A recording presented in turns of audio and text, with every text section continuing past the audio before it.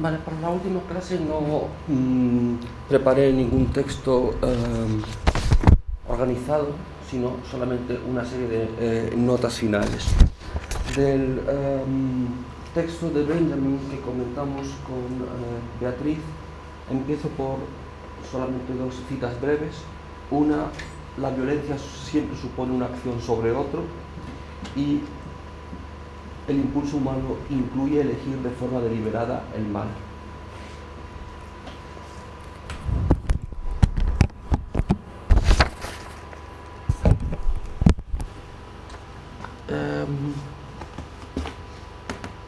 Hoy es 29, o sea que hace un mes exactamente se publicó en el periódico un artículo titulado "El monstruo de Grávica, condenado a 45 años de prisión por crímenes de guerra".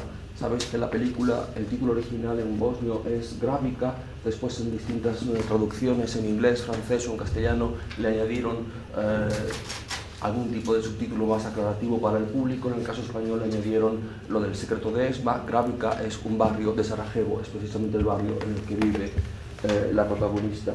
Y la noticia dice lo siguiente con respecto al monstruo de Grávica. Un tribunal bosnio ha emitido la sentencia más dura por crímenes de guerra: 45 años de prisión para Veselin Hlavović, el monstruo de Grávica, un montenegrino que luchó junto a los paramilitares serbios en la guerra de Bosnia entre 1992 y 1995, y que detenido en España y fue detenido por España y entregado por el juez Garzón a Bosnia en 2010. Como parte de una represión sistemática contra la población no serbia, tomó parte en el genocidio de sus víctimas, asesinatos, torturas y violaciones. Este tribunal le considera culpable y le condena a 45 años de prisión, dijo el juez Zoran Bosic. Vestido con una camisa azul claro, Vlahović, que escuchó impasible el veredicto, es el acusado de crímenes de guerra condenado a la pena más alta por parte de la justicia de Bosnia.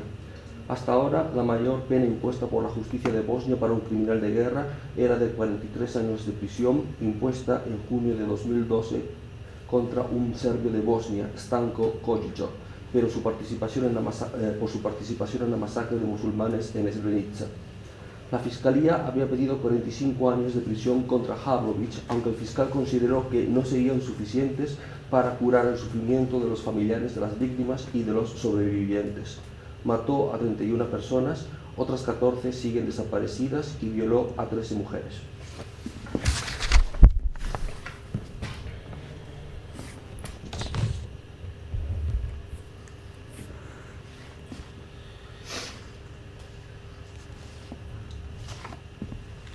Vale. Y como parte de esta cita que os comentaba, extraída de Benjamin, sobre el hecho de que el ser humano, el impulso humano incluye elegir de forma deliberada el mal, voy a empezar por ahí, por la cuestión del mal. Susan Neiman, en un libro titulado Evil in Modern Thought, el mal en el pensamiento moderno, se publicó por la Universidad de Cambridge en 2002. Susan Neiman, nos dice que en el siglo XVIII se empleó tanto la palabra Lisboa como nosotros en la actualidad empleamos la palabra Auschwitz. El 1 de noviembre de 1755 se produjo un terremoto que fue seguido de un tsunami y de un incendio que destruyó completamente la ciudad de Lisboa y mató cerca de 100.000 personas. Y este acontecimiento, el terremoto, sacudió lo que en ese momento era toda la Europa ilustrada, hasta Prusia, donde en aquel momento tenemos, a la altura de noviembre de 1755, a un joven y desconocido, Immanuel Kant, que escribe para el periódico de su ciudad, Königsberg, 3 artículos sobre el terremoto de Lisboa. Y la reacción sobre el terremoto pues afectó a todos los intelectuales de Europa. Voltaire y Rousseau encontraron otra razón para discutir entre sí, Las academias europeas convocaron distintos concursos para que se reflexionase sobre el terremoto. Evidentemente, desde la Iglesia se multiplicaron los sermones, los testigos hicieron dibujos sobre la destrucción, las ruinas, y hasta se compuso poesía, en muchos casos muy mala. En contraste con el caso de Lisboa, Auschwitz suscitó cierta reticencia a la hora de hablar. Los filósofos ante Auschwitz no podían más que manifestar un asombro, y supongo que recordaréis una frase que no sabemos ciertamente cómo fue formulada, si tiene algo de verdad o no, pero es una frase que se le atribuye a Theodor Adorno, según la cual el silencio es la única respuesta civilizada ante Auschwitz, la imposibilidad de decir algo. La frase tiene otra variante, que es: después de Auschwitz es imposible escribir poesía.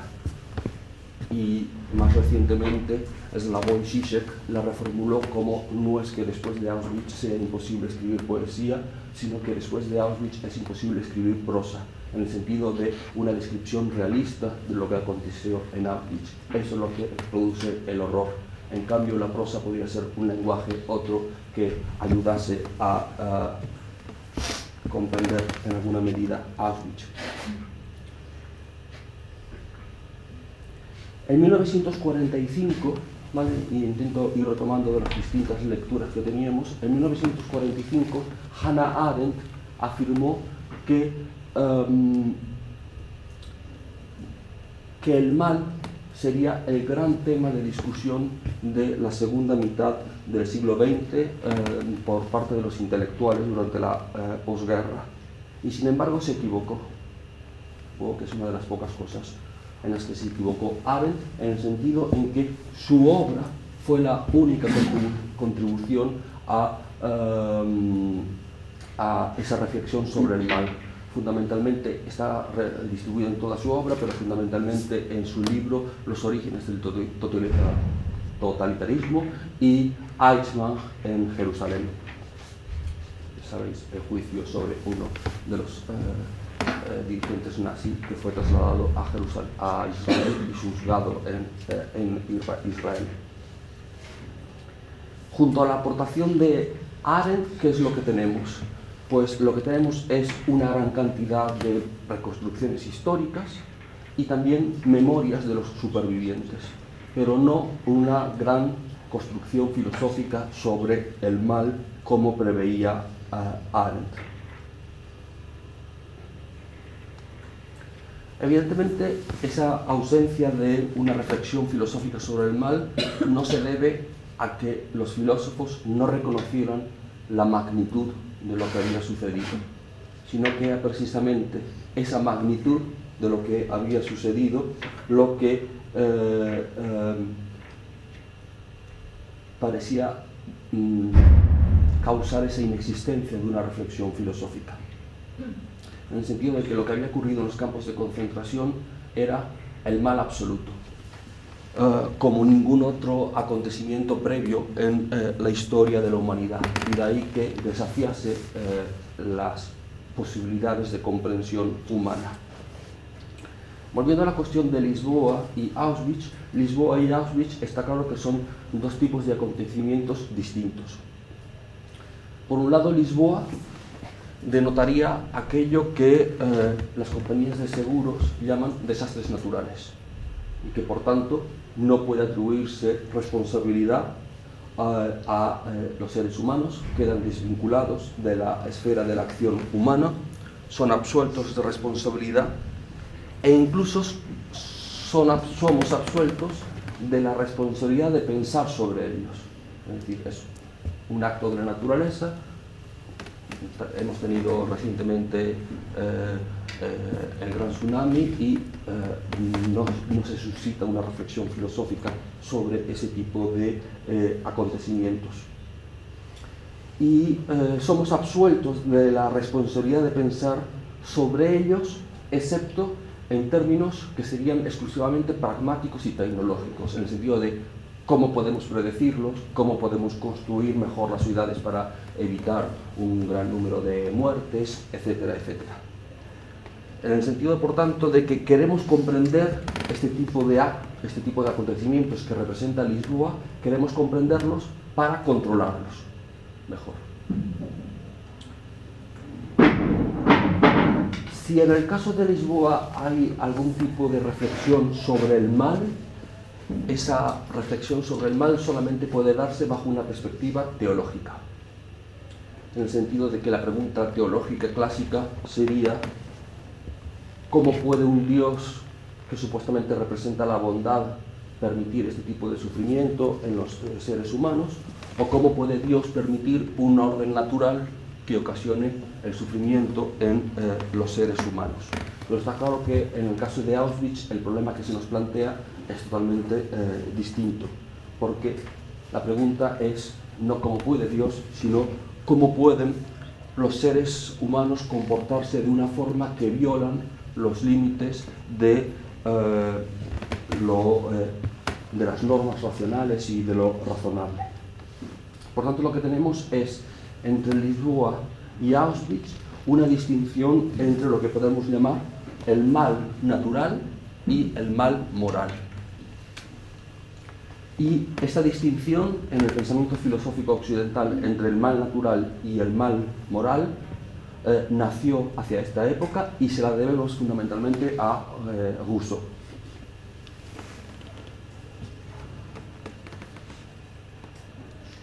Si una idea básica de la Ilustración es la de tener coraje para pensar por nosotros mismos y para hacernos responsables del mundo en el que vivimos, podríamos decir que uno de los elementos centrales de la modernidad es precisamente ese pasar del mal natural al mal moral, es decir, a responsabilizarnos del mal que causamos nosotros y buscar una explicación.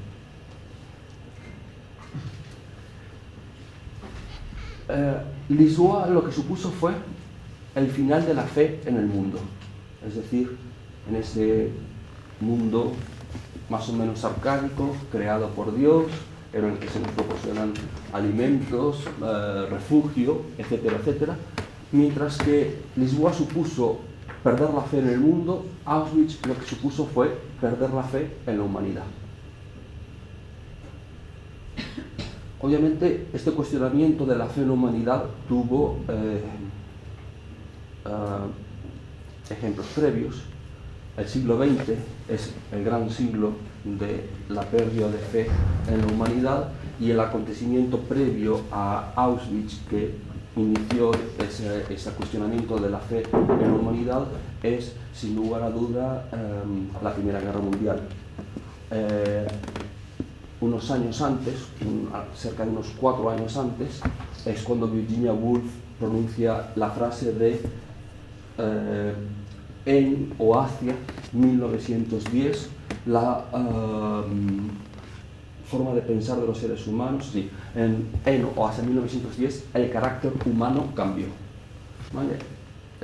Se estaba viendo que estaba a punto de suceder algo, y eso que Virginia Woolf anuncia en 1910 lo plasma evidentemente en 1914 con cómo es un día en la vida de una persona.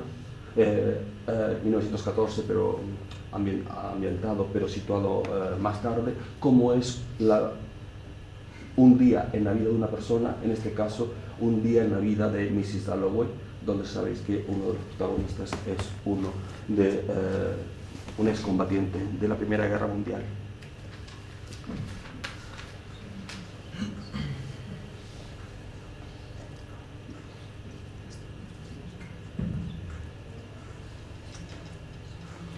Sin embargo, hoy en día la Primera Guerra Mundial nos sigue pareciendo como algo inteligible, algo que podemos comprender, que podemos explicar, e incluso como algo contingente, es decir, sucedió porque se dieron una combinación de causas, y sabiendo cuál fue la combinación de causas que sucedieron, pues la combinación que tuvo lugar, podemos evitar que vuelva a tener lugar. En concreto, la combinación de causas se considera que fue la de la antigua mentalidad imperialista europea con una tecnología militar que hasta ese momento no se había dispuesto de ella.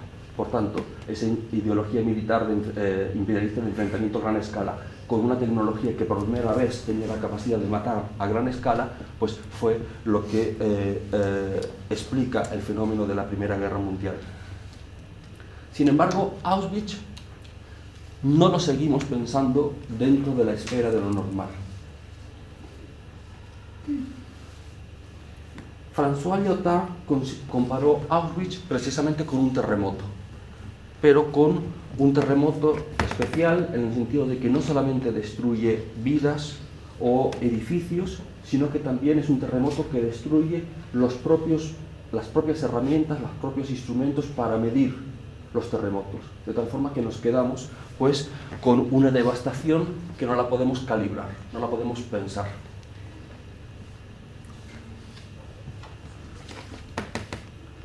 Por tanto, tendríamos 1945 como una línea claramente divisoria,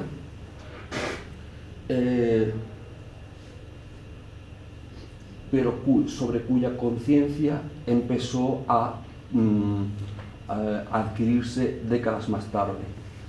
Por ejemplo, en el ámbito de la historiografía alemana tenemos un momento que es en la década de los 80, cuando se produce una gran discusión entre los historiadores alemanes porque hasta ese momento había habido un cierto silenciamiento de lo que había ocurrido en Alemania, y se postula que llegó el momento de contar lo que realmente sucedió en Alemania durante la Segunda Guerra Mundial. Y el hecho de que en niveles tal vez más triviales, pero que no lo son, podemos ver que tengamos una visión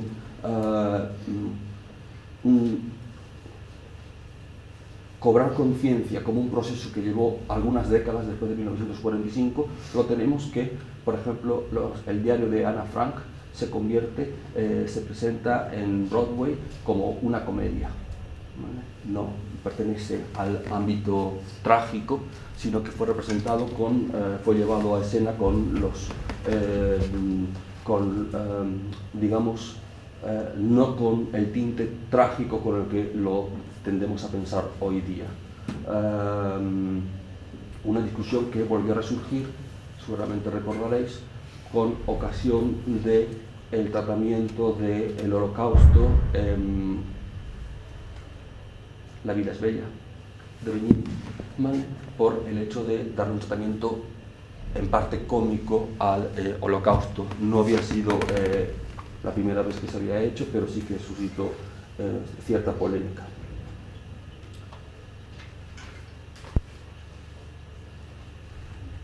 En principio, en una primera fase de los juicios de Nuremberg, el asesinato de los judíos se vio como un crimen de guerra más, y sobre el cual había que responsabilizar a alguien concreto, y en este caso el responsable fue Alemania.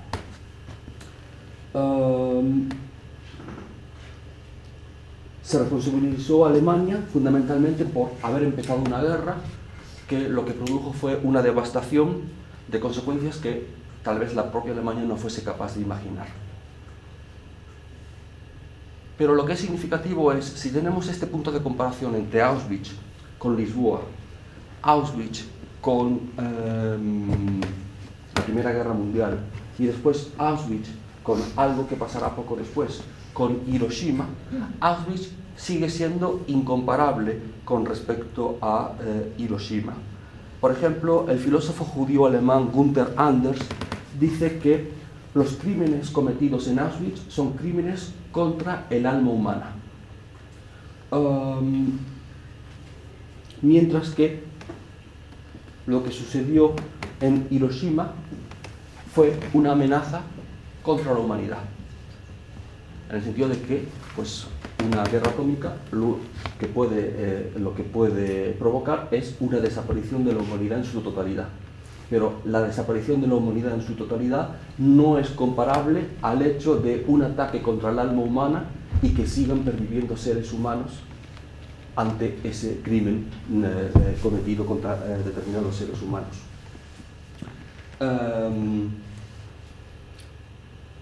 y continúa su argumento diciendo que hace falta mayor dureza de corazón para llevar a un niño a una cámara de gas que para arrojar una bomba.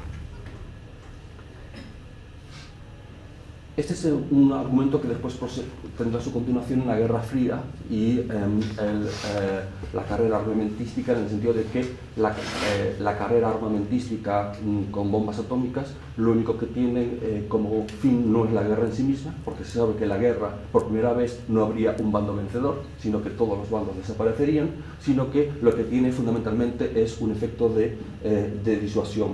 Y por ejemplo, Hannah Arendt, en las páginas 9 y 10 de la lectura, dice lo siguiente: el desarrollo técnico de los medios de violencia ha alcanzado el grado en que ningún objetivo político puede corresponder concebiblemente a su potencial destructivo.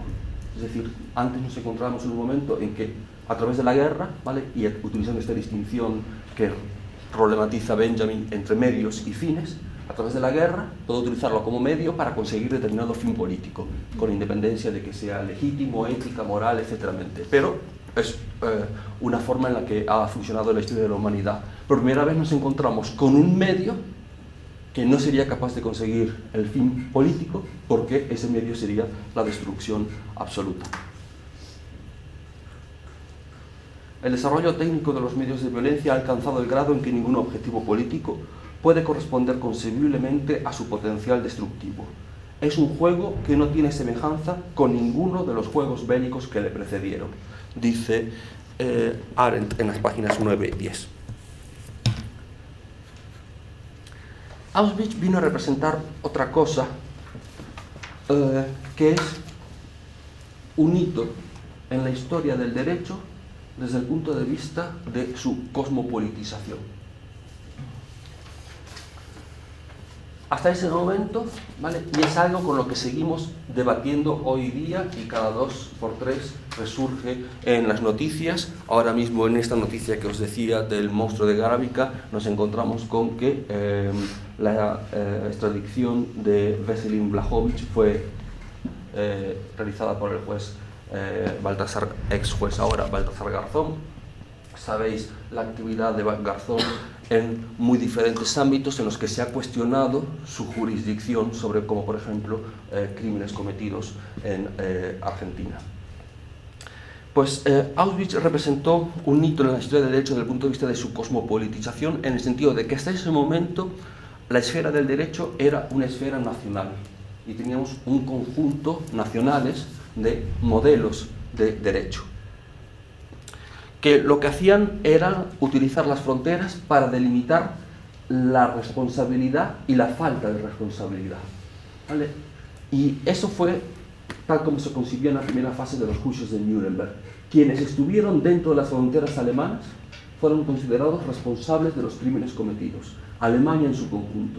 Quienes estuvieron fuera de las fronteras alemanas no fueron considerados responsables de los crímenes cometidos.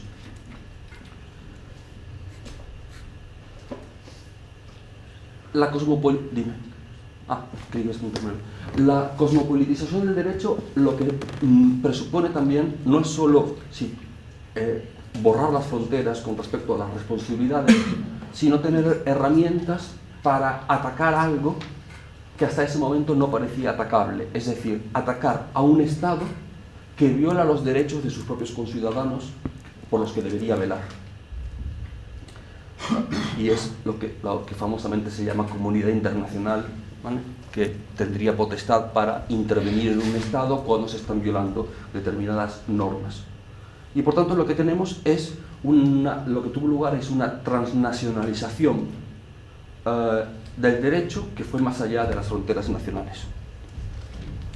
Esta transnacionalización tuvo su inicio con lo que se llama la Carta de Londres del 8 de agosto de 1945, que lo que hizo fue establecer el estatuto de los juicios del Tribunal de Nuremberg y definir por primera vez lo que ahora estamos ya muy habituados a denominar los crímenes contra la humanidad, o también conocidos crímenes de lesa humanidad, lesa en el sentido de que aluden a unos crímenes que por su naturaleza aberrante afectan a la conciencia de la humanidad en su conjunto, ¿vale? En este sentido, cuando Anders decía antes que Auschwitz es incomparable con respecto a Hiroshima, en el sentido de que si el resultado de Hiroshima hubiese sido la destrucción completa de la humanidad, ya se habría acabado. Pero con Auschwitz tenemos una parte de la humanidad que sobrevive y cuya conciencia debería verse injuriada por lo sucedido. Y eso también borra las fronteras entre el dentro y el fuera de Alemania. Un año después, la Asamblea General de las Naciones Unidas confirmó los principios de derecho internacional y por primera vez se proclamó una resolución que contenía la definición de crimen de genocidio y lo define como una negación del derecho de existencia de determinados grupos humanos. Y las razones a las que se puede apelar para denegar el derecho a existencia de determinados grupos humanos pueden ser cuestiones raciales, religiosas, políticas, culturales, etc. Y por tanto desde las Naciones Unidas se instaba a la adopción de medidas concretas que evitasen ese tipo de crimen. Esta definición de genocidio que fue plasmada en la Convención de 1948, fue la que se recogió en el Tribunal Penal Internacional que se constituyó para la antigua Yugoslavia, ya en 1993.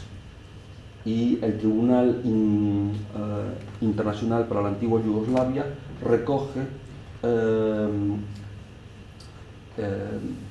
procedimientos de cosmopolitización previos de derecho, en el sentido de constituir tribunales internacionales.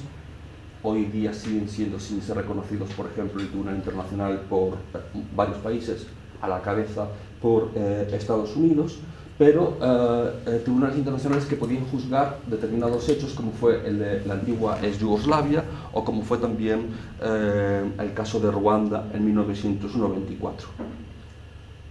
Si recordáis, este internacionalismo del derecho es el que tenemos presentado de forma más o menos irónica en El Ministerio de Dolor de Uglesic. Página 160. El complejo de edificios donde se ubicaba el Tribunal Internacional para la antigua Yugoslavia, dice la narradora, Tania, el complejo de edificios donde se ubicaba el Tribunal Penal Internacional para la antigua Yugoslavia me recordaba la arquitectura socialista yugoslava de los años 60 y 70, esa que junto con el funcionalismo suponía la idea del futuro radiante, el internacionalismo y la justicia para todos. Recordad que la novela está publicada originalmente en 2004 y por tanto es contemporáneo de la fase inicial de los juicios en el Tribunal Internacional para la antigua Yugoslavia en La Haya. Página 149. Igor me mostró una noticia corta del NRC Handelsblad que anunciaba el juicio de 3 criminales de guerra, entre los que se hallaba el padre de Uroš. No había un solo pez gordo entre los primeros en comparecer ante el Tribunal de La Haya. Llegarían unos años más tarde. 2004 es el año de publicación de la novela. Hasta ese año, hasta 2004, el tribunal había recibido unos 3.500 testimonios de los distintos crímenes que se habían cometido. Y hasta ese momento, el único procesado importante era el expresidente de Yugoslavia, Slobodan Milosevic. Y la página que nos da en la página 161 Uglesic, pues no es la de este criminal de guerra, pero explícitamente se establece el vínculo. El acusado, y recordad, comparad la forma de describir con el pasaje que os decía antes. Vestido con una camisa azul claro, Hravović, que escuchó impasible el veredicto, es el acusado de crímenes de guerra condenado a la pena más alta. El acusado se sentaba junto a su abogado defensor. Era un hombre de mediana edad, vestido con un traje gris, la cara de un color terroso y una mirada inexpresiva. Esperábamos a un criminal y delante teníamos a un hombre cuyo rostro podíamos olvidar en una fracción de segundo, salvo por un detalle. Era una réplica de la cara de Milosevic, pero igualmente podía haberlo sido de Tuchman.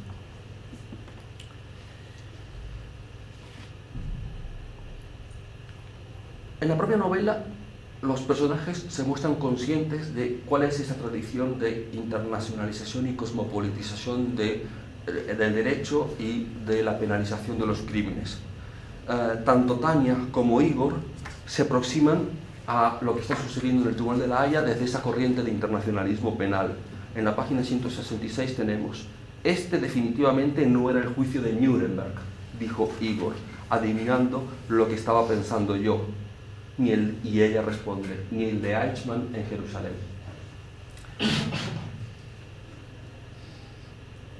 En la mente de Tania, el icono de la Segunda Guerra Mundial se confunde con su propia vida en Ámsterdam.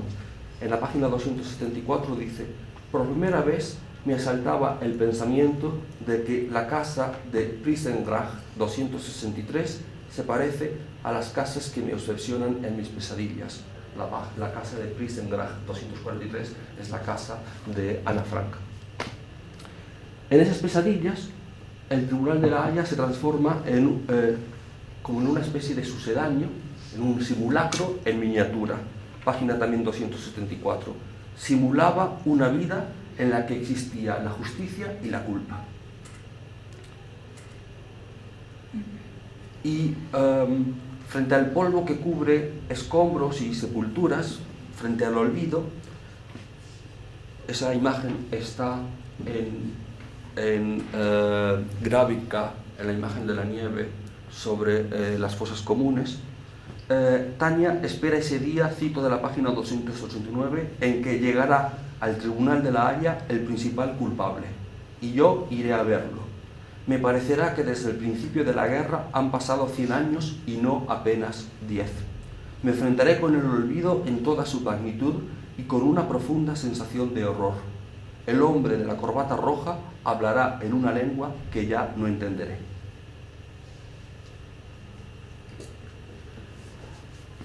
Es innegable que el proceso de integración europea tuvo y sigue teniendo sigue siendo activo en el desarrollo de un corpus legal contra los crímenes de la humanidad. Incluso está recogido en el propio tratado de la Constitución, pero si eso es innegable, no menos innegable es que Europa es la que más fracasó en las llamadas guerras yugoslavas.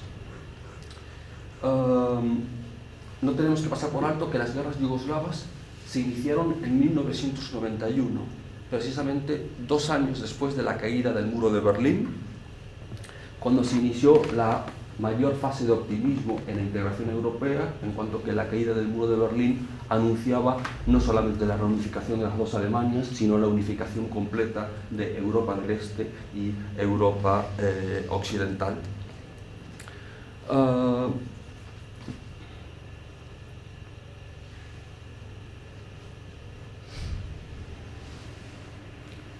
Y ese optimismo estaba encapsulado en expresiones como Europa sin fronteras o la familia de las naciones europeas. ¿En qué Europa se sitúa Ugresic?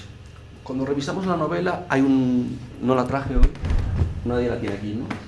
Cuando repasamos la novela hay una cosa que no comenté, pero no sé si en vuestra lectura sí que habéis reparado en ella, que es que la novela tiene una nota al principio, en la que dice lo siguiente: la autora nos recuerda, cito, todo en esta novela que el lector tiene en las manos es ficción. La narradora, la historia, la situación y los personajes. Tampoco el lugar donde suceden los hechos, Ámsterdam, es demasiado real. Por tanto, lo que tenemos es Europa como ficción, y sabemos que no es ficción,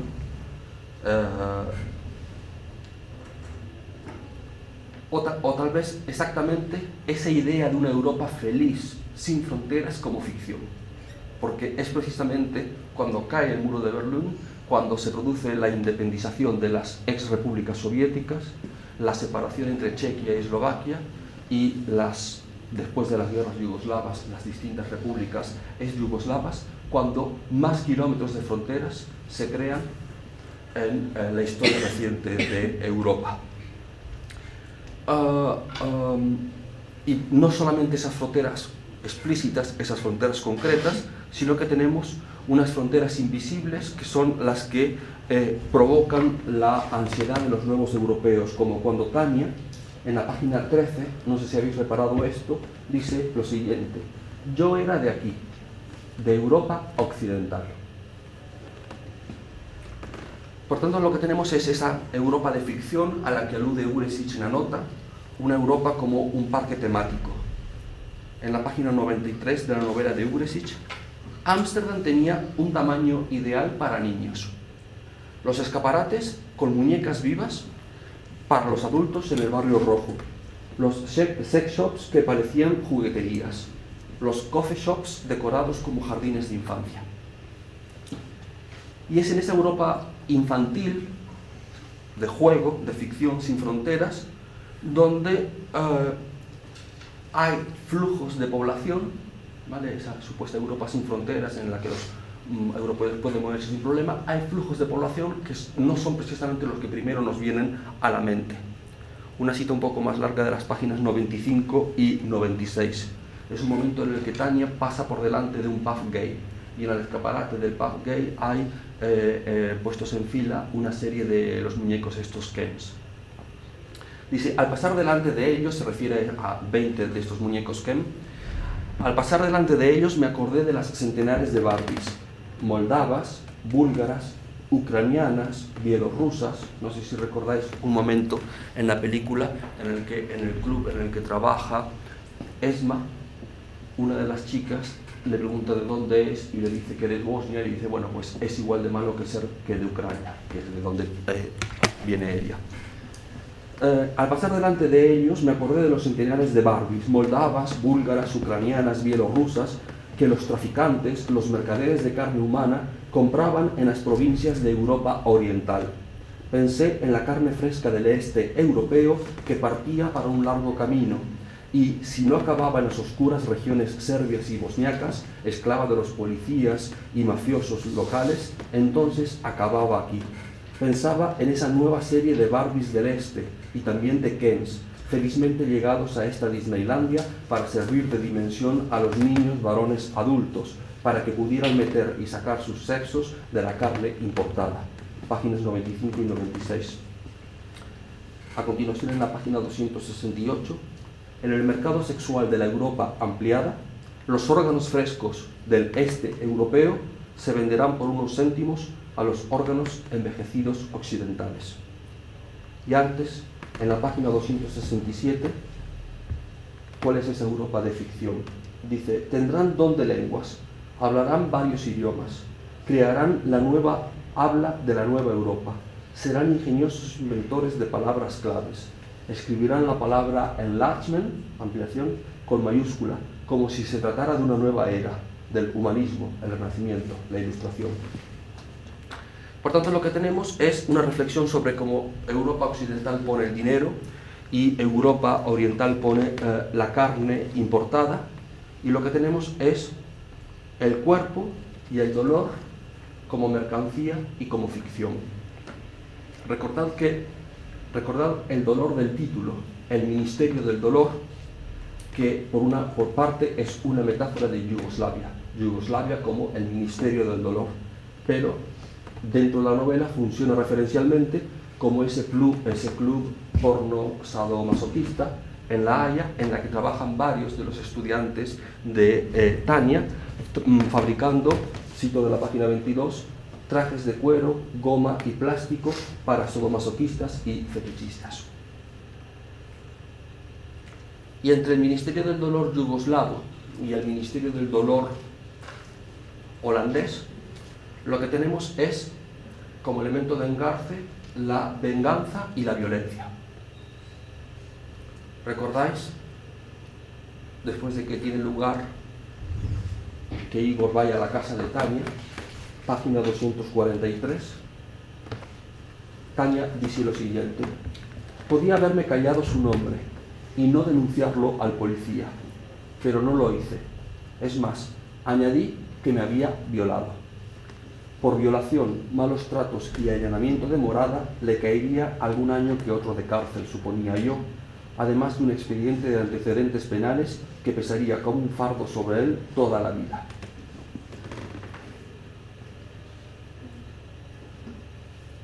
Por tanto, lo que tenemos es una curiosa simbiosis por la cual Tania detecta en el Tribunal de la Haya una especie de automatismo, de mecanización del mal y del castigo del mal. Página 163 dice: al hablar como robots, convertían el mal en una acción mecánica, tan mecánica como cualquier otra. Es lo que Arendt llama la banalidad del mal. En la página 68 lo dice la propia Tania: el mal, como cualquier cosa cotidiana, era banal y no tenía un estatus especial. Pero es que Tania banaliza precisamente el crimen del Ministerio del Dolor yugoslavo. El gran crimen del Ministerio del Dolor yugoslavo fueron las violaciones masivas. Y ella acusa mentirosamente a Igor de haberla violado.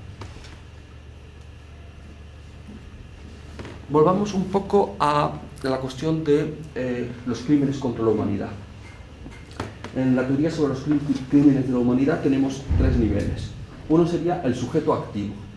El sujeto activo hace referencia a los funcionarios estatales con independencia de jerarquía, porque veréis, y es un argumento que se sigue utilizando hoy día, que muchos de los militares más bajos, o de los oficiales más bajos, o de los niveles gubernamentales más bajos, dicen que ellos solamente cumplían órdenes, ¿vale? Y esto es algo que no tiene geografía, es decir, es el mismo argumento en todas partes. Bueno, los crímenes contra la humanidad lo que establecen es que la jerarquía hacia arriba o hacia abajo no exime de responsabilidad. Y por tanto pueden ser los funcionarios estatales o miembros de una organización política los que sean el sujeto activo del crimen. Por sujeto pasivo se entiende la población civil, y por acción típica de un crimen contra la humanidad no solamente los ataques militares, sino que cualquier tipo de ataque que sea generalizado, sistemático. Y entre los tipos de delitos que se incluyen como acción típica de crímenes contra la humanidad está la violación.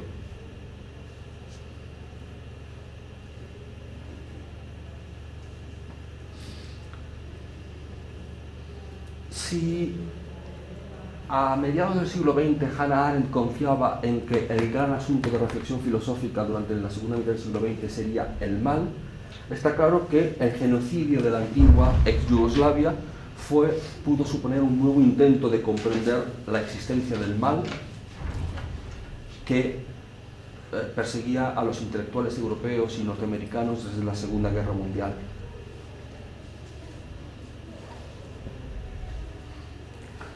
Erwin Staub, en un libro titulado The Roots of Evil, The Origins of Genocide and Other Group Violence, de 1989, Las raíces del mal, los orígenes del genocidio y de otras violencias de grupo, hace un estudio comparado del genocidio del Holocausto, del genocidio armenio y de los desaparecidos en Argentina.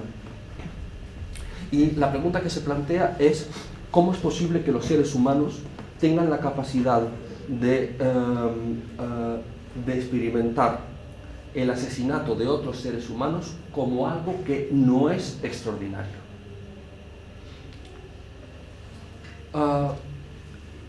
Porque realiza, a través de entrevistas, documentos, etcétera, realiza una revisión de todos estos documentos y concluye lo que os comentaba antes, que algunos de los responsables pueden reconocer que sintieron disgusto, incomodidad, por no buscar palabras más fuertes, al matar a alguien en concreto, pero que seguían adelante por una buena razón.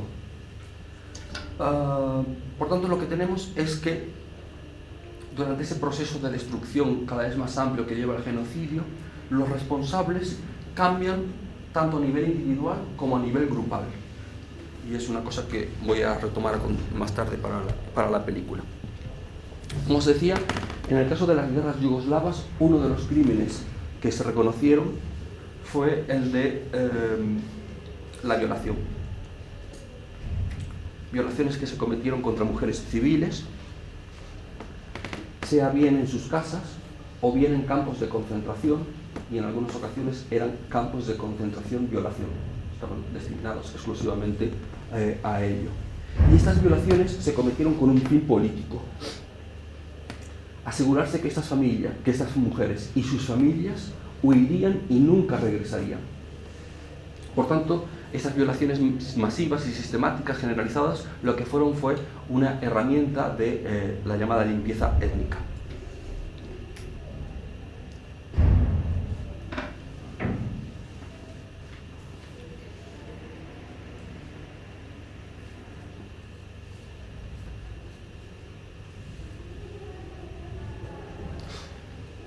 Aunque es menos conocido, no solo las mujeres fueron violadas, sino que en ocasiones también fueron los hombres violados. Y en cualquier caso, sea preponderantemente mujeres o en menor medida hombres, la gran población afectada fue la población bosnio-musulmana.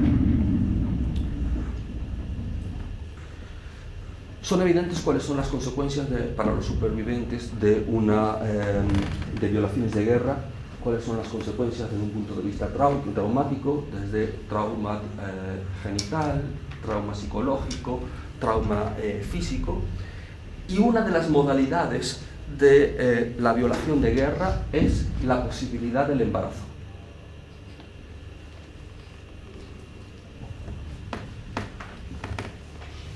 También a través de entrevistas y documentos, un enorme porcentaje de las mujeres violadas reconocen que en el caso de quedar embarazadas, que el producto de ese embarazo sería tener un enemigo. Y por tanto, un gran porcentaje quiere abortar, busca abortar, o evitar de cualquier forma, después de que se produzca el nacimiento, evitar de cualquier forma el contacto con el recién nacido.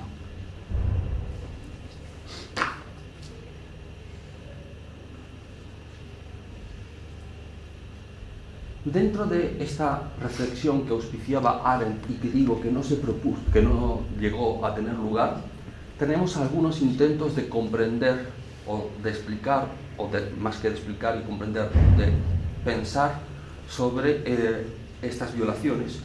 Y uno de los ejemplos más destacados es el de una filósofa feminista, Claudia Cart. Yo me voy a basar en un artículo que además lo escribió justamente de forma casi contemporánea a lo que estaba sucediendo en los primeros años de la guerra yugoslava. El artículo se titula Rape as a Weapon of War, la violación como arma de guerra. El argumento fundamental de Cart es que tanto la violación civil como la violación marcial, es decir, la violación en periodo de guerra, tanto la violación civil como la violación marcial son instrumentos de domesticación. Es decir, el mensaje a la mujer es que el control que ella puede tener sobre su cuerpo será aquel que le permita un hombre. Y como en otras clases de terrorismo, la violación como práctica tiene dos objetivos. Por una parte, que la mujer se convierta en una víctima sacrificial, como puede ser, por ejemplo, la víctima de una bomba, en un atentado terrorista. Y por otra parte, enviar un mensaje a otras personas de los que se esperan que acaten las normas del terrorista.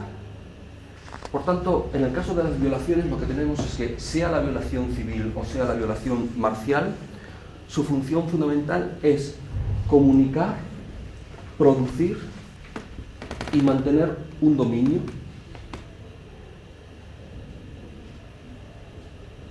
que puede disfrutarse por sí mismo, por el hecho de ese mismo dominio, o para fines posteriores como pueden ser la explotación, la expulsión, la dispersión o la muerte. Para Kant, la violación es un lenguaje intercultural de dominación masculina, y para ella este es el significado social simbólico. En el caso de la dominación civil, la violación implica una explotación a cambio de un servicio. Es decir, que, según argumenta Kant, un objetivo de la violación civil es la dependencia femenina heterosexual, en el sentido de que la violación envía un mensaje a otras mujeres, el hecho de que necesitan protección del hombre para no ser violadas, o acatamiento de las normas de su pareja para no ser violadas. Y por tanto, esa amenaza constante de violación que está presente desde las niñas, y que también socializamos así a nuestros hijos, ¿no?, desde las niñas hasta edades más altas, más avanzadas, es que hay una amenaza constante que lo que genera es una sociedad de mujeres orientada a el servicio masculino a cambio de una protección. En el caso de la violación marcial, lo que se persigue es dividir familias y dividir antiguas alianzas, que ya no liga a las mujeres a los hombres como en la violación civil, sino que la violación marcial tiene por objetivo no ligar a las víctimas o a los familiares de las víctimas, sino ligar a los militares violadores entre sí. ¿Vale? Por eso decía antes que en el proceso del genocidio los que participan experimentan un cambio tanto a nivel individual como a nivel de grupo. Y explico esto. Arendt, sin tener que ver con esto, pero hablando también de la guerra, lo plantea en los siguientes términos. Es lo que Arendt llama coherencia de grupo. Y en la página 90 dice lo siguiente: un nexo más intensamente sentido y que demuestra ser mucho más fuerte, aunque menos duradero que todas las variedades de la amistad civil o particular.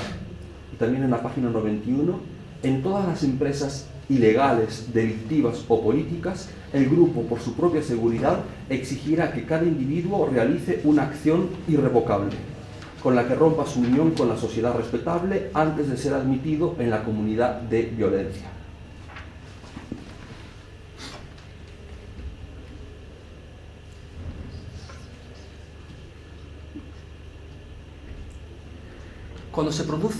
Cuando la violación marcial busca el embarazo forzoso,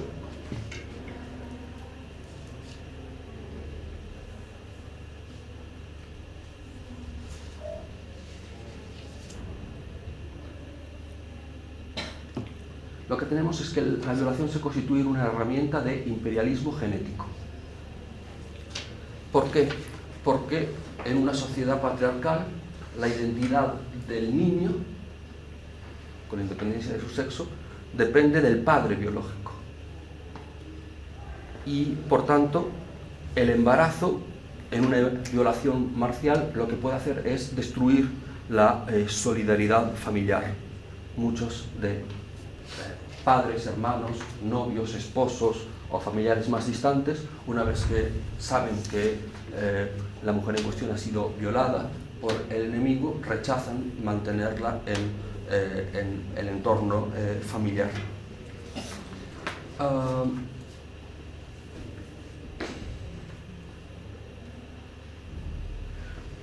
Incluso si el embarazo no llega a producirse, la violación ya es suficiente en algunas sociedades para rechazar a estas mujeres. Con lo cual tenemos que hay distintas formas de cometer genocidio. Una es el asesinato masivo de un grupo nacional, religioso, étnico, etc. Otra forma de cometer genocidio es la destrucción de la identidad del grupo, al hacer desaparecer los lazos que lo unían antes. Y la violación marcial reúne ambas cosas, en el sentido de que muchas mujeres en estos campos de concentración, mujeres, niñas, fueron asesinadas después de ser violadas, por tanto es un exterminio. Pero si las sobrevivientes quedan embarazadas, o se sabe que son supervivientes de una violación, la unidad política, cultural, religiosa, familiar, etc., pues también puede disgregarse en el caos.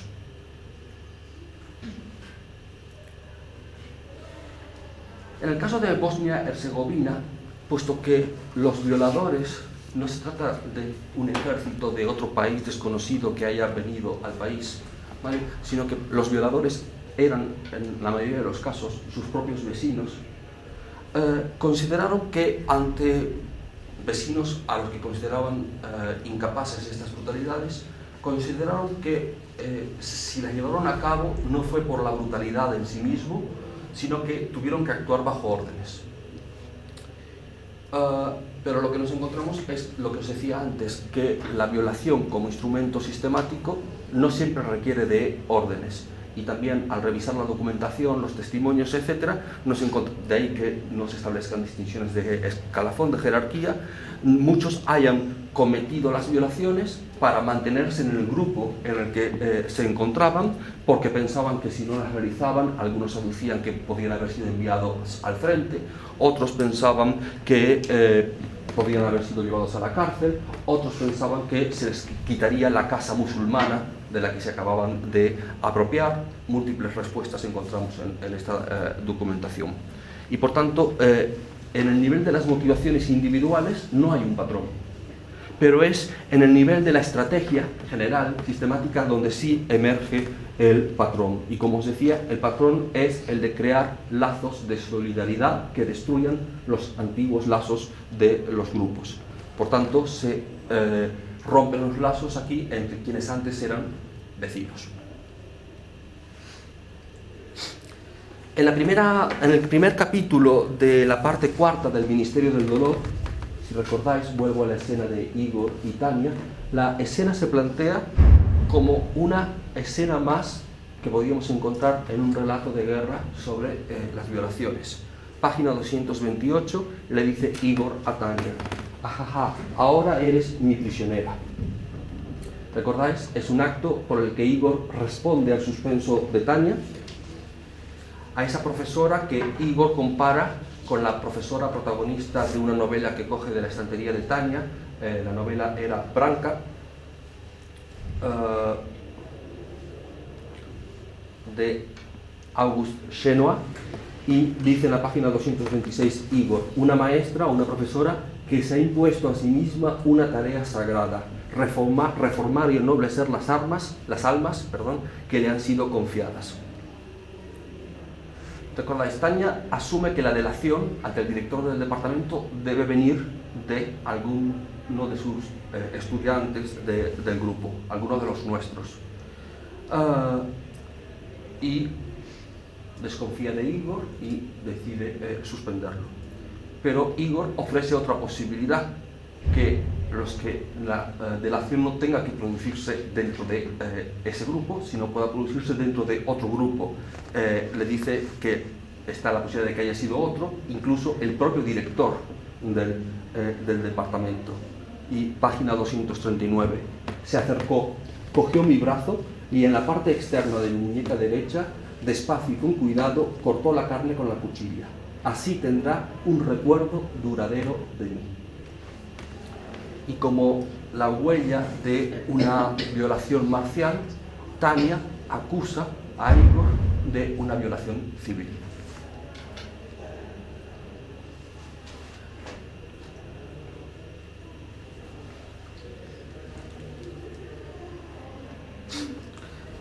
Con respecto, y volviendo a la filósofa Claudia Karp, con respecto al castigo de la violación marcial, ella señala que en la legislación normalmente se recoge que el castigo debe ser la pena de muerte, pero que es un castigo que casi nunca se ejecuta a menos que la víctima haya muerto.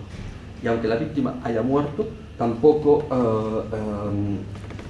se ejecuta la pena de muerte, ni en muchas ocasiones la prisión. Y ella afirma que tiene una fantasía, ¿vale? Estamos en los años 90, que tiene una fantasía acerca de un castigo que la tecnología médica hace posible. Y dice que esa fantasía puede situarse en tres ambientes. En una parte podría ser en un estado no patriarcal. Un estado no patriarcal que decidiese castigar la violación de acuerdo con esa fantasía. La otra posibilidad es que ese castigo se produjese como una respuesta a la violación marcial por parte de los enemigos del patriarcado. O la tercera situación es que su fantasía incluiría una guerrilla feminista dentro de un estado patriarcal que infligiría este castigo a los violadores. Y Carr llama a su fantasía acerca del castigo cirugía transexual obligatoria, que consiste en la sustitución del pene y los testículos y la construcción de un canal vaginal, acompañado del correspondiente tratamiento hormonal que fuera necesario, pero no del entrenamiento transexual, como sucede en el cambio voluntario de sexo. Entonces, dice Carr que el objetivo sería la creación de unos machos ellas,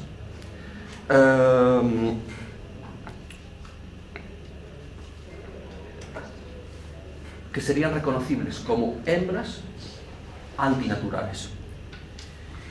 Y a continuación continúa con el hecho de que la castración, dice, es una antigua fantasía feminista como castigo a la violación y que la extracción del pene implicaría un ataque al símbolo primario del dominio masculino. Y Carr concluye este artículo afirmando que ojalá que quienes desaprueben su fantasía encuentren otra forma de castigo que consiga idéntico fin. Bueno, recordaréis tal vez que esta fantasía, hace solamente 2 años, en 2011, fue explorada por Pedro Almodóvar en La piel que habito. En la película de Almodóvar tenemos varias estructuras míticas. Tenemos la de los hermanos gemelos, príncipe y mendigo, la de la resurrección de la persona amada y varias más. En el caso del personaje que interpreta Antonio Banderas, el doctor Robert Legard, lo que tenemos es que realiza una operación, una cirugía transexual a Vicente, a quien cree violador de su hija.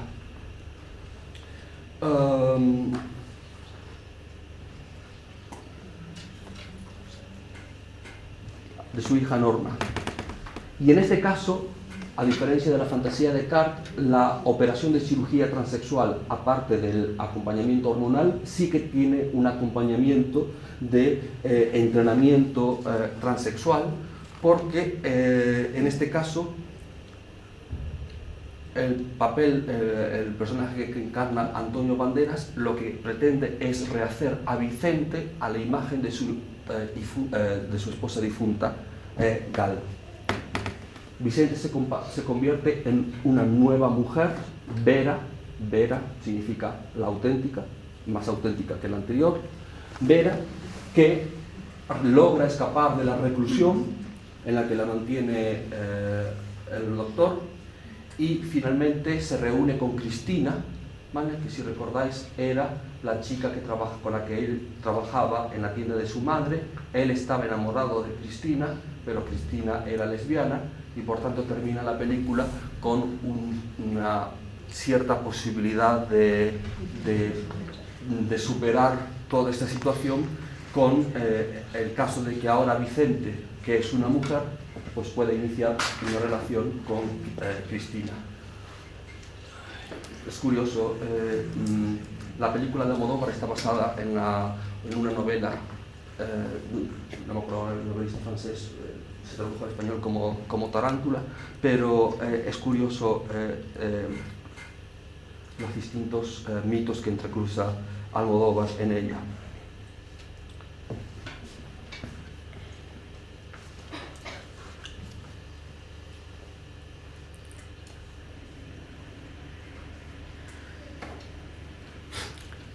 Si en Auschwitz lo que teníamos era una tecnología del mal a gran escala, ¿vale?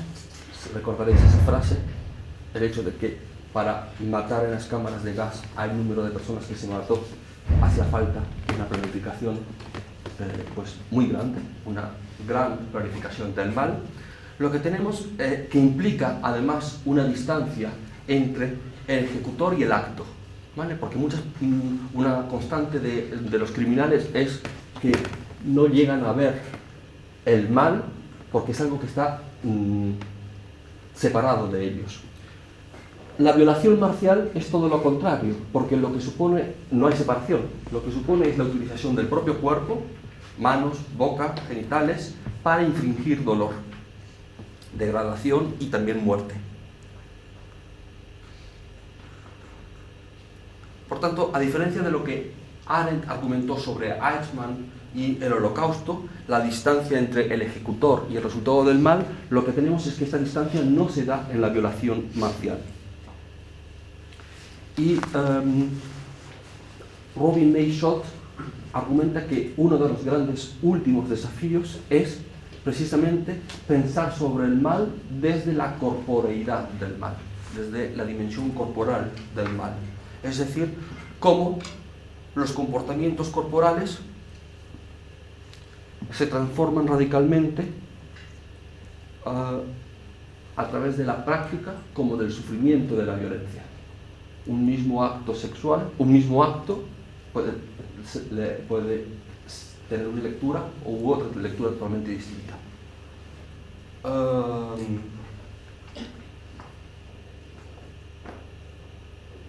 De hecho, en la película de Almodóvar, lo que el padre interpreta como una violación de la hija no es leído por Vicente como una violación, porque la chica tenía un problema psicológico.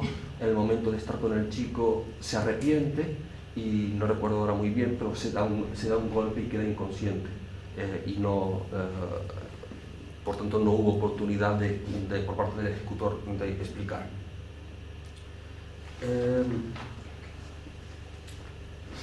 En Occidente tenemos dos relatos fundacionales sobre mujer y violencia.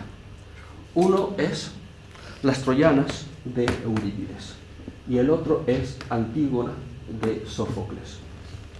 En Las Troyanas de Eurípides, ¿qué tenemos? Pues una de las historias que normalmente es menos contada, en el sentido de que la historia de Troya la conocéis todos bien, pero una historia que es menos contada es qué sucedió una vez que los griegos vencieron en Troya y fundamentalmente qué sucedió con las mujeres, con las troyanas. Y eso es lo que nos cuenta Eurípides. Nos presenta el después de la victoria griega, en concreto el después con la victoria femenina. Tenemos a un grupo militar masculino, el de los griegos, que se manifiesta por su desmesura, por su ibris, ¿vale? Matan a las mujeres con independencia de la edad, matan a niños, y ante ellos lo que tenemos es el símbolo femenino, que es la reina Hécuba, que acaba de perder a su marido, el rey de Troya, Príamo, acaba de perder a sus dos hijos, Héctor y Paris, y también se ve en la situación de que está a punto de perder a sus dos hijas. Y lo que es interesante, aunque no es el tema principal que tematiza esta obra, lo que es interesante es que por primera vez tenemos en tragedias griegas a un personaje femenino hablando mucho tiempo. Lo normal es que tengamos personajes masculinos. A un personaje femenino hablando mucho tiempo, y hay un momento en el que Hécuba plantea la siguiente pregunta: ¿qué costumbre o qué rito griego es este? Es decir, la incapacidad de comprender por qué los griegos están actuando de esta manera. Si están actuando de acuerdo con una ley, que es una ley propiamente griega y no es una ley troyana, y por tanto pueda tener una explicación, pues todo lo que está sucediendo. Recordáis que el castigo es a todas las mujeres que no mataron, solamente quedan las de clases más altas de Troya, es repartirla entre los héroes, ¿vale? Antes de que vuelvan a sus lugares de origen en Grecia. Y a Hécuba le corresponde precisamente convertirse en sirvienta de Odiseo, de Ulises. Sófocles aquí sí nos presenta a Antígona, que lo que hace es enfrentarse directamente a una ley, ¿vale? Tenemos una ley por la cual se dice, en este caso la ley está explícita, que un guerrero o un hombre no puede ser enterrado si ha violado alguna de las leyes de la ciudad en la que ha nacido. ¿Vale? Y Antígona se encuentra con que esa acusación precisamente recae sobre Polinices, sobre su hermano. Y a sabiendas de que existe esta ley y que no puede enterrar a Polinices, decide enterrarlo. Y por tanto el peso de la ley recae sobre ella. Arendt, hay un momento en el que nos dice que la esencia de la ley es la relación mando-obediencia y que la rebelión es lo que puede salvar al ser humano de la sumisión. Por tanto, lo que tenemos es que la transgresión se convierte en un inicio de historia. Siempre que se transgrede una ley, empieza la historia. Si no se transgrede la ley, no empieza la historia, pero ahora me refiero a historia como tiempo. ¿Vale? Transgredo la ley de no comer del árbol del bien y del mal y empieza la historia de la humanidad. Pues lo mismo en este caso. Voy a intentar abreviar. Bueno, y aquí es donde entraría el texto de María Zambrano sobre Antígona. Lo que nos encontramos es a un personaje femenino que es además abandonado por los dioses. ¿Vale? A pesar de que la razón está de su parte y de que existe una moral más allá de la ley, más allá de esta ley de no enterrar, Antígona es abandonada por los dioses. Vuelvo a Grávica. Grávica 2006 es una coproducción entre Bosnia-Herzegovina, Austria, Alemania y Croacia y fue dirigida por la autora del guión y por la directora bosnia Jasmina Zvanic. Y, como os decía, la acción tiene lugar en lo que da título a la obra, el barrio Grávica de Sarajevo, donde viven pues, las dos protagonistas, que son Esma, ¿vale? Y es curioso lo siguiente, Esma, supongo que no es arbitrario, Esma, el personaje de Esma, es interpretado por una actriz serbia, Mirjana Karanović. ¿Vale? Cuando el bando serbio es el responsable de las violaciones masivas. Tenemos al personaje principal de Esma, interpretado por esta actriz serbia, y el personaje de su hija, Sara, que lo interpreta una chica bosnia, Luna Mijovic. Esma trabaja durante la noche en un club, y en ese club lo que nos encontramos es una nueva organización grupal. Un grupo que estaba funcionando hasta ese momento, y en una nueva situación tiene que funcionar de otra forma. Es un grupo de excombatientes que una vez que han dejado de vivir de la guerra, viven ahora de distintos negocios mafiosos, desde drogas a prostitución, etc. Y lo que tenemos es que a través de su hija, a la protagonista lo que tiene es constantemente presente cuál es su trauma. Si tenemos la posibilidad de que el trauma sea algo psicológico, algo que no está corporeizado, ¿vale? Aquí lo que tenemos es al trauma hecho cuerpo, que es la propia hija a la que ve constantemente y que le está recordando el crimen que se ha cometido contra ella y que además no solamente está presente en la vida pública, sino constantemente está presente en la vida privada. Por tanto, lo que tenemos es que en Grávica tenemos a una población que tiene que afrontar la primera fase de un periodo posbélico,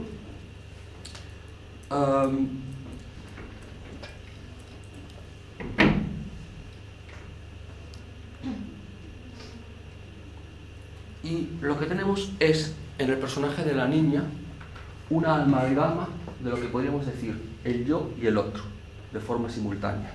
¿Por qué?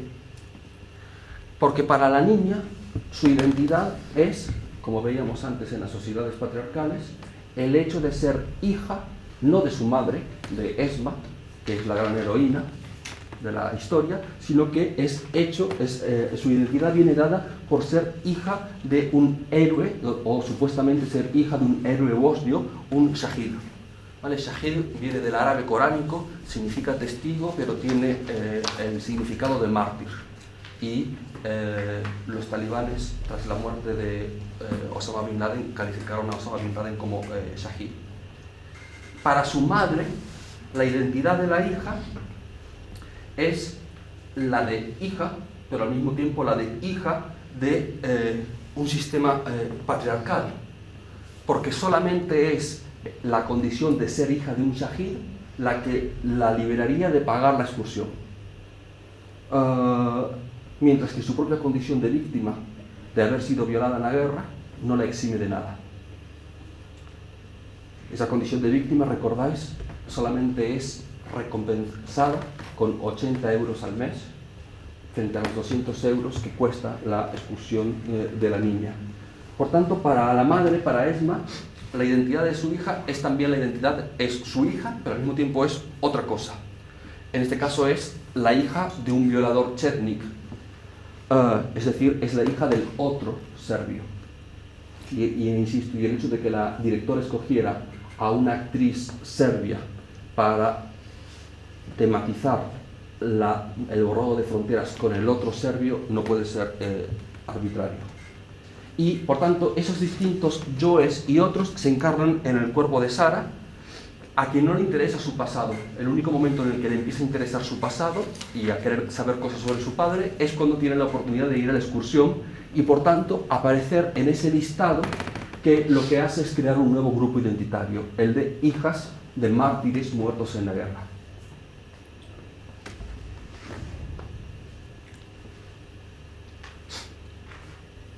En cierto sentido, Esma asume, digamos, la dimensión pública del trauma de la violación, que en este caso lo que se ha convertido es el trauma de la violación, se ha convertido en una mercancía, en algo que enseñas y eres pagada 80 euros al mes en supuesta compensación. Y se ve obligada a negociar constantemente con su hija Sara. El personaje masculino, Pelda, que es interpretado por el actor croata Leon Luchev, encuentra en un cuerpo distinto una sustitución del cuerpo propio. Si recordáis, su padre ha desaparecido en combate, está buscando el cuerpo de su padre y llega un momento en que encuentra un cuerpo que tiene un reloj y unas botas como las de su padre y cree haberlo identificado hasta que llega otra mujer diciendo que no, que es su padre, y decía, le tenía ya tanto cariño como si fuera mi propio padre. Y si todos tienen que estar negociando con este ser yo y otro al mismo tiempo, a Sara es a quien se le plantea el conflicto más grande, porque lo que tiene que hacer es desechar la fantasía de ser hija de un mártir bosnio para convertirse y aceptar que es hija de un violador serbio.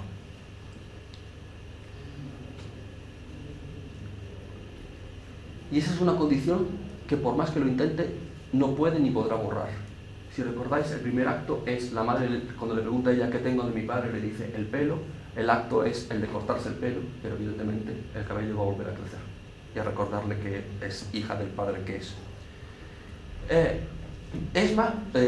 Sara se nos presenta como una metáfora de Bosnia. ¿Por qué? Porque la niña, no recuerdo en este momento qué edad representa, pero tiene la misma edad que el país, que se ha hecho independiente después de la guerra, o prácticamente la misma edad. Y por tanto, el futuro del país está en asumir que es uno y otro al mismo tiempo. Además, la niña es una prueba viviente de esos crímenes.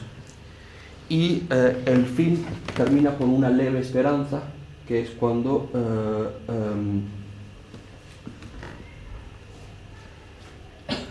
la niña finalmente desde el autobús de la excursión saluda a su madre, y por tanto el hecho de que esa unidad familiar que había sido roto tal vez pueda reconstruirse en el futuro. Si recordáis, habíamos visto que una opción era el aborto, y en la película Esma dice que ella había intentado en varias ocasiones abortar. Pero toda la película lo que es una historia de cómo Esma apuesta por la vida de Sara, que puede leerse como una apuesta por asumir qué sucedió en el pasado, qué soy en cuanto víctima de ese pasado, y la esperanza de que, aun siendo víctima, teniendo al yo y al otro juntos, aquí representado en Sara, pueda darle una educación distinta que pueda evitar, tal vez en el futuro, ese tipo de acontecimientos.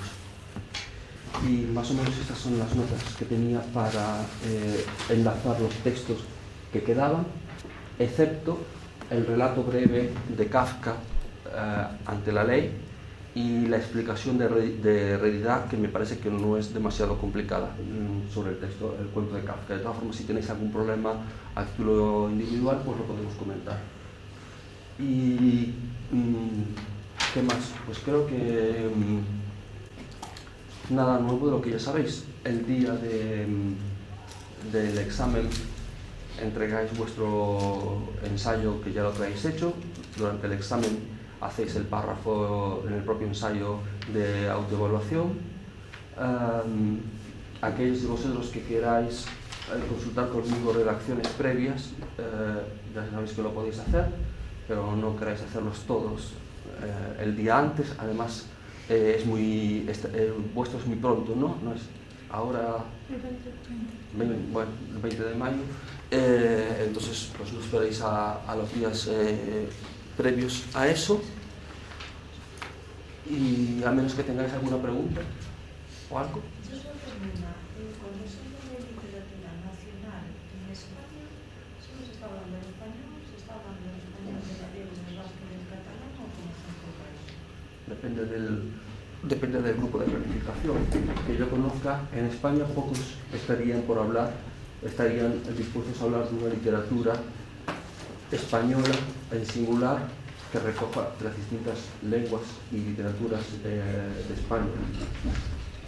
Administrativamente o legalmente habíamos visto el reconocimiento de lenguas españolas en la Constitución como distancia con respecto a otra lengua que se llama lengua castellana, y las distintas lenguas que responderían a ser lenguas españolas, gallego, euskera, catalán. Pero por parte de los grupos de planificación nacional de estos grupos, de estas distintas lenguas, pocos estarían también dispuestos a reconocer o a llamar lengua española al catalán, al euskera o al gallego por las connotaciones ideológicas que tienen.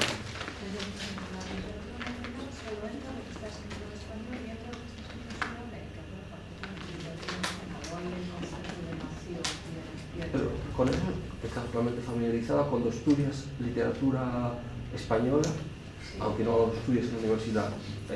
Cuando estudias literatura española en secundaria, bachillerato, es exclusivamente literatura en castellano y peninsular. Por eso yo digo, hay literatura nacional, abarca nación, ¿no? Entonces, no se incluye Galicia, por ejemplo, porque Galicia no es nación, es solo país. ¿Es esa la cuestión? No se incluye Galicia por cuestiones lingüísticas, porque se está definiendo en términos filológicos. Todas recurren al criterio filológico, que es el lingüístico. Literatura española es literatura en español entendido como castellano, literatura gallega es literatura escrita en gallego, literatura en euskera, etcétera, etcétera. Pero cuando hablan de la literatura anglosajona dicen que se estudia dentro del sistema del que forman parte, es decir, de la lengua inglesa, que es cuando usted hablaba de Joseph Conrad, y sin embargo en el caso de la española no pasa eso. Se escribe en español, pero es, por ejemplo, un argentino, se escribe con respecto a la Argentina y no con respecto a la España. Eso que yo no tengo muy claro. Ocurre exactamente en la literatura inglesa. Exactamente igual en la literatura inglesa. Coges el libro de Lewis, de Great Tradition, que se refiere a la literatura inglesa, y los máximos exponentes pues son autores canónicos de literatura inglesa en el sentido de autores de Inglaterra, ni siquiera escritores irlandeses, pero bueno, es una perspectiva muy tradicional y superada hoy en día. Pero la visión tradicional es, para lo demás, utilizan otras etiquetas como Commonwealth Literature, Global English, Global Fiction, incluso literatura mundial en inglés. Pero la definición de literatura inglesa es la de a Joyce se lo considera como gran exponente de la literatura en inglés, pero es la literatura irlandesa la que reclama su pertenencia, aun cuando Joyce no escribió en gaélico. Más cosas inmediatas. Bueno, si tenéis dudas, durante estas semanas, aunque cambie el horario, no serán los jueves, pero me escribí su mensaje, tengo las tutorías semanales y eso. Vale, pues nada,